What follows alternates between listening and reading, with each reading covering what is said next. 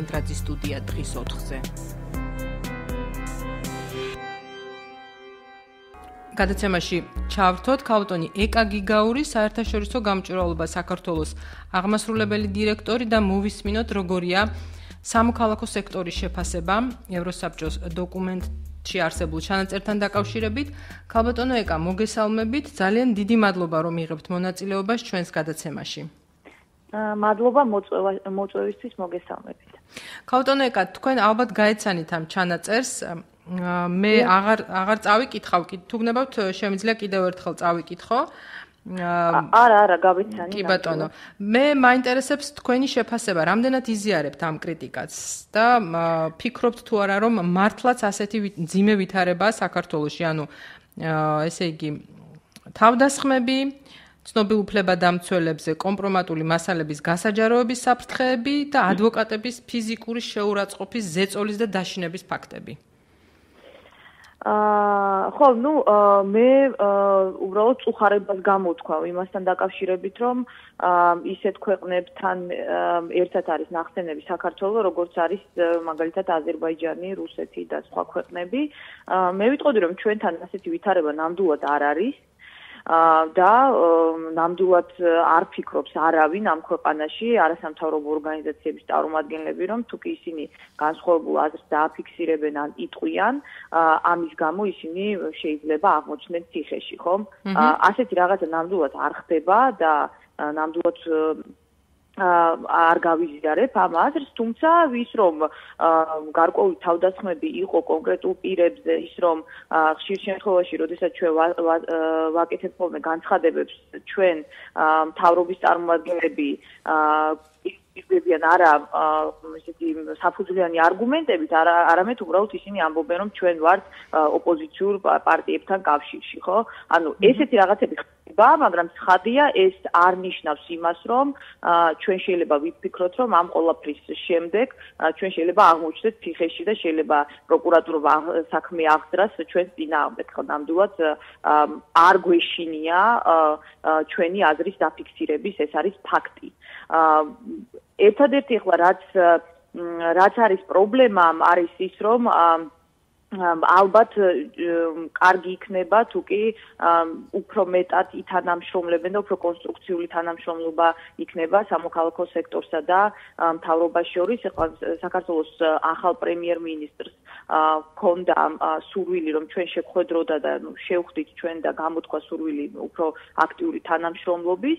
ცხადია, რომ ეს არის ძალიან კარგი. რა თქმა უნდა, ჩვენ ვართ შორს იმ აზრისგან, რომ ყველაფერს, რასაც ჩვენ ვამბობთ, არის ანუ ერთადერთი სწორი რეკომენდაცია და აუცილებლად ეს ყველაფერი უნდა განხორციელდეს. ნამდვილად ასე არ არის, თუმცა ჩვენთვის ძალიან მნიშვნელოვანია, რომ მთავრობის მხრიდან ჩვენს მიმართ აღქმა იყოს ისეთი, რომ ჩვენ არ უპირისპირდებით კონკრეტულ პიროვნებებს, ჩვენი მიზანი უბრალოდ არის ის, რომ ქვეყანა უკეთესი გახდეს და კონკრეტული რეფორმები უკეთესად ჩატარდეს. ეს არის ერთადერთი ჩვენი მიზანი. და როდესაც აი ამ აქედან გამოვლენ ისინი და როდესაც ესე შემოგხედავენ, ცხადია, რომ მათი დამოკიდებულება სხვა იქნება, მაგრამ კიდევ ერთხელ ვამბობ, რომ ჩვენ რა თქმა უნდა ვისურვებდით, რომ კარგი ურთიერთობები ქონოდა უკეთესი ურთიერთობები ქონოდა მთავრობასთან, თუმცა ჩვენ არ გვეშინია ჩვენი აზრის გამოთქმის და ნამდვილად არ გონია, რომ ასეთი აზრის და განსხვავებული აზრის გამოთქმის გამო ჩვენ შეიძლება ციხეში აღმოჩნდეთ ისე, როგორც ეს ხდება მაგალითად აზერბაიჯანში. ქალბატონო ეკა, მანანა კობახიძე საუბრობდა ჩვენთან პირდაპირ ეთერში რამდენიმე წუთის წინ და ის პრინციპში ამბობს, რომ ამგვარი ჩანაწერის გაკეთება მოხდა ნაციონალური მოძრაობის ლობირების შედეგად და ჩვენ ეს არგუმენტი ძალიან ხშირად მოგვისმენია ხელისუფლების მხრიდან, როდესაც საერთაშორისო ორგანიზაციების ანგარიშები ქვეყნდება და იქ არის კრიტიკული შენიშვნები ჩვენი ქვეყნის მისამართით, ხშირად ხელისუფლება ხელს იშვერს ოპოზიციისკენ. თქვენ რამდენად იზიარებთ ამას და რამდენად სწორი არის ამ შემთხვევაში ხელისუფლების პოზიცია, სულ რომ ამ არგუმენტს იშველიებს? ხო, მე მგონი არასწორი, იმიტომ რომ ისინი იქ იყვნენ წარმოდგენილები და მათაც შეიძლებოდა რომ წონიანი არგუმენტი წარმოედგინათ, ხო? ანუ ჩვენ როდესაც საუბრობდით ხოლმე იმაზე, რომ არ შეიძლება რომ ესეთი განცხადებები აკეთონ პოლიტიკური თანამდებობის პირებმა და მაგალითად ეძახონ არასამთავრობო ორგანიზაციებს ძირ გამომთხრელები ჩვენ საუბრობდით ამაზე, იმიტომ კი არა რომ ჩვენ საქმიანობას შევწყვეტით, ხა ნამდვილად ისევე ვაგრძელებთ ჩვენს საქმიანობას, როგორც ამას ადრე ვაკეთებდით, მაგრამ ეს იქნებოდა დამაზიანებელი ქვეყნის იმიჯისთვის, ხო? და ცხადია რომ მთავრობის ოპონენტები ამ ყველაფერს მათ საწინააღმდეგოდ გამოიყენებდნენ და ეხლა ეს აქ ძალიან მარტივი იქნებოდა ნაციონალური მოძრაობისთვის ამის დამტკიცება იმ უბრალოდ მიზეზის გამო, რომ ეს იყო ღია განცხადებები და ეს ღია განცხადებები ვრცელდებოდა მედიაში და ასე შემდეგ. ანუ ამის გადამოწმება არ იქნებოდა რთული. თუმცა კიდევ ერთხელ ვამბობ, იმის ასევე არის აღსანიშნავი ის, რომ ჩვენთან ის ინფორმაცია მასთან დაკავშირებით, რომ ახლა მართლა ფიზიკური ზეწოლის ქვეშ იმყოფებიან სამოქალაქო აქტივისტები და რომელიმე აქტივისტის დაპატიმრება მოხდა. ეხლა ესეც არ დაიმალებოდა, ხო? ცხადია რომ ანუ ეს შეფასება თქვენ გადაჭარბებულად მიგაჩნიათ.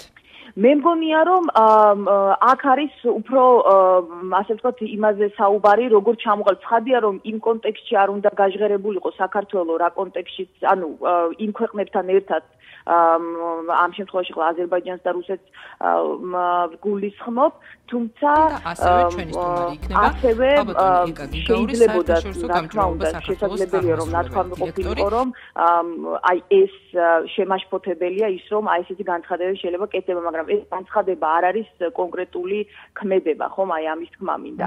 და თქვენ როგორც სამოქალაქო სექტორის წარმომადგენლებს და თქვენს კოლეგებს, ბუნებრივი ალბათ თქვენს გაქვთ კომუნიკაცია ევროპულ სტრუქტურებთან და რამდენად როგორია ზოგადად აქ პრაქტიკა, ანუ რამდენად იღებენ ისინი თქვენგან ინფორმაციას და შემდეგ ამას ითვალისწინებენ თუნდაც თავიანთ ანგარიშებში?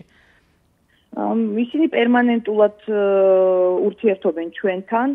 ყოველთვის, როდესაც რამე ხდება ქვეყანაში, რა თქმა უნდა, ისინი ინფორმაციას იღებენ მთავრობისგან, ასევე სხვა ოპოზიციური პოლიტიკური პარტიებიდან, მაგრამ ასევე შემდგომ უკვე ჩვენ მოგვმართავენ კითხვებით და ჩვენ ისევე როგორც პროაქტიულად, ჩვენ ასევე პროაქტიულად ვაწვდით მათ ინფორმაციას, მაგრამ ასევე ისინი გვეკითხებიან ხოლმე კონკრეტულ პრობლემებთან დაკავშირებით. ხა მაგალითად იგივე ამერიკის შეერთებულ შტატების სახელმწიფო დეპარტამენტი ადამიანის უფლებათა ანგარიშს აქვეყნებს, აქაც ჩვენ ძალიან აქტიურად ვართ ჩართულები და თუ კი შეხედავთ თქვენ ამ ანგარიშებს, ძალიან ხშირად არის ხოლმე მითითება რომელიმე არასამთავრობო ორგანიზაციის ან განცხადებაზე, ან ანგარიშზე. ანუ ჩვენ საკმაოდ მაღალი ნდობა გვაქვს იმ საერთაშორისო ორგანიზაციების წარმომადგენლების მხრიდან ის უბრალო მიზეზის გამო რომ მათ არ აუჩნდებათ კითხვის ნიშნები იმასთან დაკავშირებით თუ ვის თამაშს თამაშობ და ვინ დგას ჩვენს უკან, იმიტომ რომ ნამდვილად ისინი ფიქრობენ რომ ჩვენ ვართ დამოუკიდებელი მოთამაშეები. გასაგებია, ძალიან დიდი მადლობა გადაცემაში მონაწილეობისთვის. კალბატონი ეკა გიგაური საერთაშორისო გამჭვირვალობა საქართველოს აღმასრულებელი დირექტორი იყო ჩვენი სტუმარი და ჩვენ საუბრობდით ადამიანის უფლებების შესახებ ჩვენს ქვეყანაში, კერძოდ ევროსაბჭოს საპარლამენტო ასამბლეის მიერ გამოქვეყნებულ დოკუმენტზე, სადაც კრიტიკულად არის შეფასებული გარკვეული ფაქტები. ეს გახლდათ კვინტრაძის სტუდია.